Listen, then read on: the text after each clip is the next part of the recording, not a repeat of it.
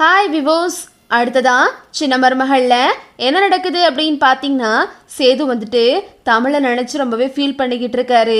குடிச்சிட்டு மனசில் உள்ள எல்லாத்தையுமே கொட்டி தீர்த்துட்டாருன்னு தான் சொல்லணும். சேது தமிழ் மேலே உள்ள மொத்த காதலையும் சும்மா சூப்பராக வெளிப்படுத்தியிருக்காரு. சேது இதை எல்லாத்தையுமே தமிழ் வெளியே நின்று கேட்டுக்கிட்டு இருக்காங்க. நம்ம மேலே இவ்வளோ காதலும் அன்பும் வச்சுருக்காரே, இவரை போய் நம்ம ஏமாத்துறோமே, இப்படி குழந்தை இல்லை அப்படின்னு அவருக்கு தெரிஞ்சா அவர் ஒரே நொடியில் நொடுங்கி போயிடுவாரே அப்படின்னு சொல்லிட்டு தமிழும் ஃபீல் பண்ணி அழுதுகிட்டு இருக்காங்க. இங்கிட்டு பார்த்தீங்கன்னா தாவத்திரியும் தாமரையும் பேசிக்கிட்டு இருக்காங்க. பாத்தியாடி இவனை குடிச்சிட்டு மனசில் உள்ள எல்லாத்தையும் சொல்கிறான் பாரு, இது தாண்டி உண்மை. என்னதான் அவன் அவளை கோமா வெறுத்து ஒதுக்குனாலும் அவனுக்கு அவன் மேலே தாண்டி காதல் இருக்கு. நீ பாரு, இதை நீ தான் மாற்றணும் அப்படின்னு சொல்லிட்டு சாவித்திரி வந்து சொல்லி கொடுக்குறாங்க.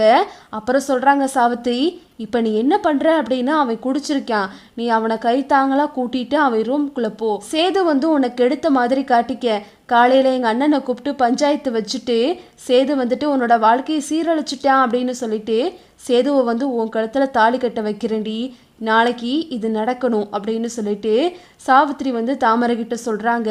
அதே மாதிரியே தாமரையும் வந்து சேது வந்துட்டு கை தாங்களாக ரூமுக்கு கூட்டிகிட்டு போகிறாங்க. இங்கிட்டு பார்த்தீங்கன்னா சாவித்திரி வந்து தமிழை உள்ளே கூட்டிகிட்டு போயிடுறாங்க. ரெண்டு பேரும் உள்ளே கூட்டிகிட்டு போகிறத அங்கிட்டு இருந்து ராஜா அங்கே பார்த்துடுறாரு. என்ன தாமரை வந்து இவனை கூட்டிகிட்டு போகிறா அப்படின்னு சொல்லிட்டு அதே மாதிரி மோகனாவும் பார்த்துடுறாங்க. சேதுவை தாமரை ரூம்குள்ளே கூட்டிகிட்டு போய் படுக்க வச்சுட்டு சேது பக்கத்தில் தாமரையும் படுத்துக்கிறாங்க. இதை வந்துட்டு ராஜாங்கம் ஜன்னல்ல இருந்து பார்த்துடுறாரு.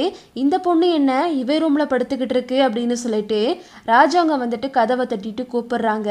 தாமரையும் வெளியே வந்துடுறாங்க.